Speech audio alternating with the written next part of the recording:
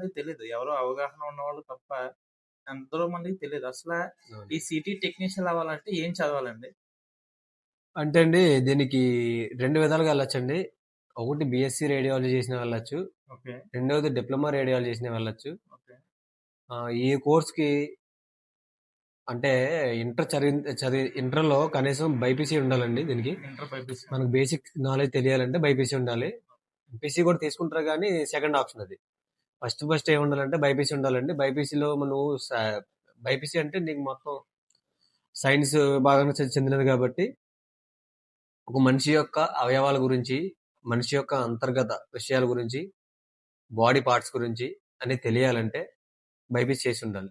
అలా ఉన్నప్పుడే మనకు అవగాహన ఉంటది. అలా అవగాహన ఉన్నప్పుడే మనకి రేడియాలజీ డిపార్ట్మెంట్‌లో ఏమేమి జరుగుతున్నాయి, స్కాన్‌కొచ్చిన వాళ్ళు ఏ స్కాన్ చేయించుకోవాలి, ఏ వాళ్ళకి ఏ స్కాన్ ఉపయోగపడుద్దనేది ఒక టెక్నీషియన్‌గా తెలుస్తదండి.